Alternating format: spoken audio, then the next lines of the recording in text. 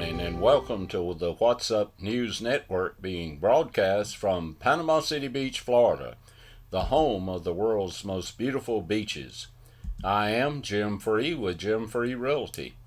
Please click on the red subscribe button just below the picture. In the local news, Bill Buscell is the owner of Pineapple Willie's Restaurant and Wicked Wheel Restaurant. I'm sure most of you have had experiences there and enjoy the great food.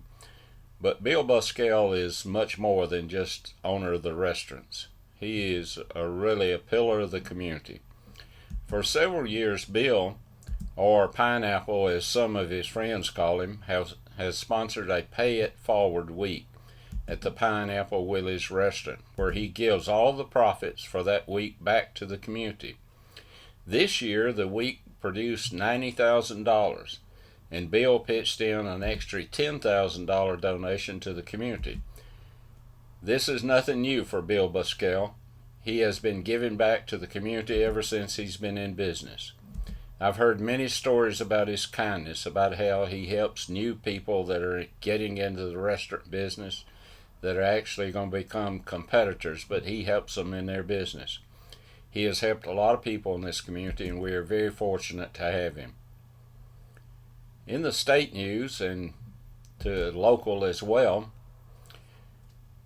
October the 10th, 2018 is a day we'll never forget here in this area. It was the worst of days and the best of days, as we saw people from all over the country come to our aid. Neighbors were helping neighbors. It's been 3 years since Hurricane Michael made landfall in Bay County and the area, and has not stopped recovering ever since. Friday morning, Governor Ron DeSantis was in town to congratulate local communities for their resilience and to hand over a big check. He announced $3.1 million would be coming to the Panhandle to continue recovery efforts, with $2.7 million of that coming to Bay County and its municipalities.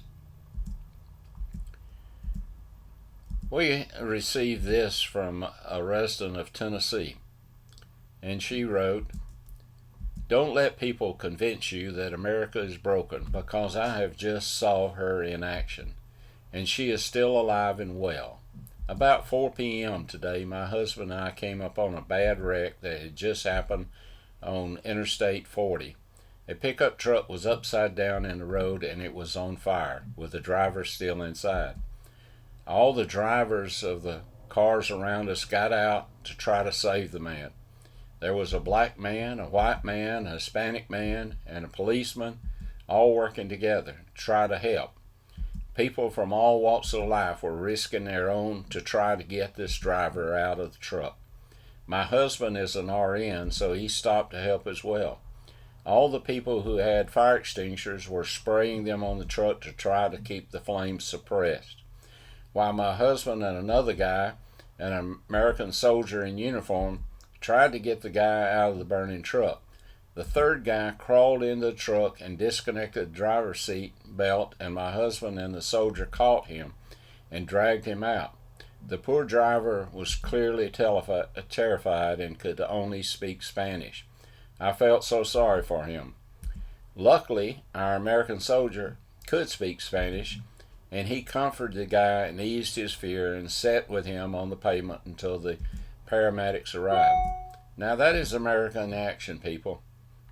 It was also a darn good reminder of what American people are capable of when the government and the hate baiters stay out of the way. I don't know who the truck driver was, but he is a lucky man. The Lord sent him a whole platoon of roadside angels. Now to the lighter side. According to our president, our vice president, and the White House press secretary, these fine men with the Border Patrol, horsemen, and women are going to be paid back, because President Biden falsely accused them of trying to run over illegal aliens with their horses and whipping them with their reins. It even reminded Vice President Harris of her slave days. It turns out the Border Patrol was trying to do their job, because President Biden and border czar Kamala Harris won't do their job. Anytime we have flooding or storm hit our area, the Cajun Navy comes to the rescue. Well, we've heard, but have been unable to confirm, that the Cajun Navy has sent 2,000 gators to secure the Rio Grande River. Now, none of us want anyone to get bitten by a gator, but it sure would deter me from wading across the Rio Grande.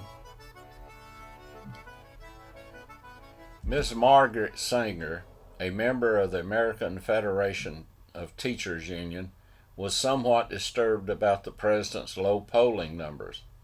So she decided to conduct a poll of her 6th grade class on how many of them were Biden-Harris fans.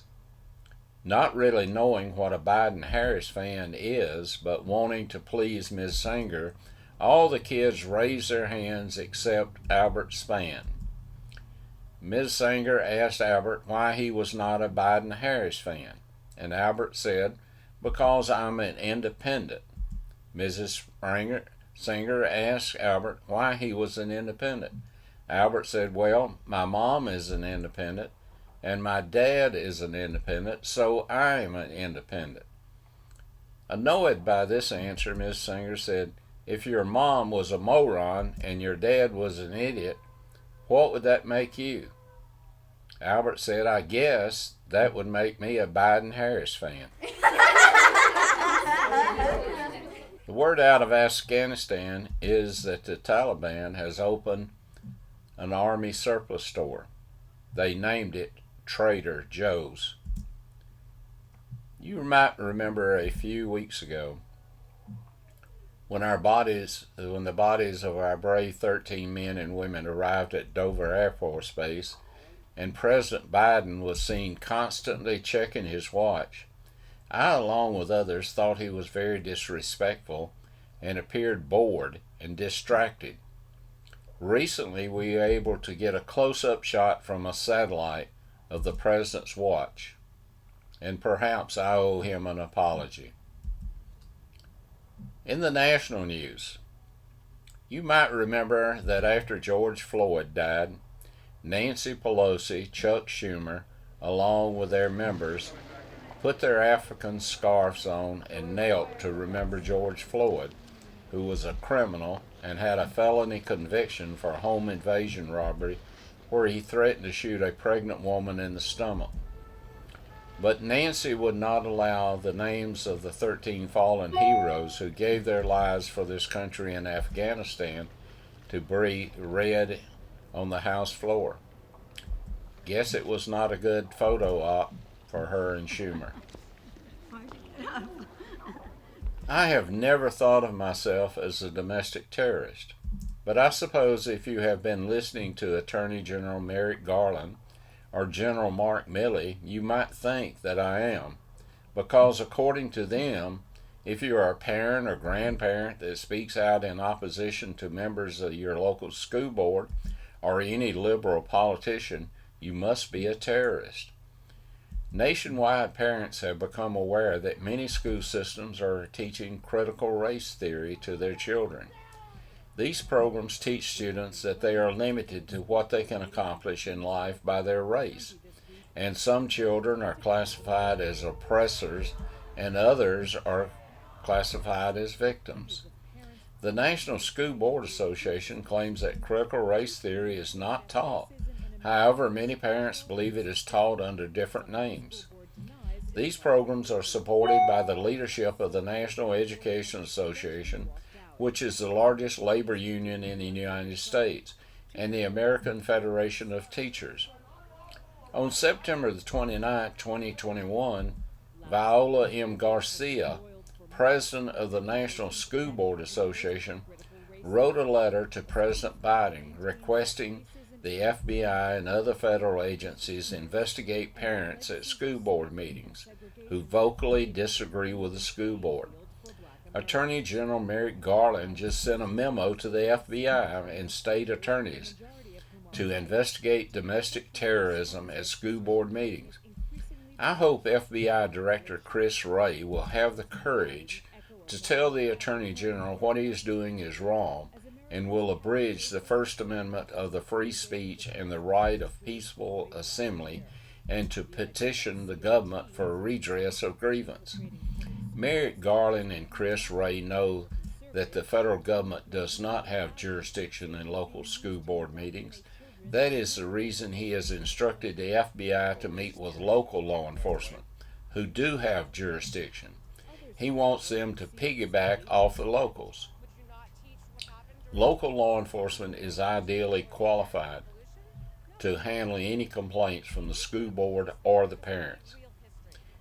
I think it would be better use of federal resources to have the FBI working on Antifa, Black Lives Matter, and MS-13 members that are streaming unobstructed across our border every day. Mr. Attorney General, could you be using this opportunity to help your daughter Rebecca and her husband Zan Tanner, the co-founder of Panorama Ed, which has multi-million-dollar contracts with school boards across the country, providing the same material that parents are upset about? I guess the $4 million he got from Mark Zuckerberg was not enough. All parents want their children to be successful, and perhaps Rebecca doesn't have the artistic ability that Hunter Biden has. Until we meet again, may God bless you, your family, and this great nation that we live in.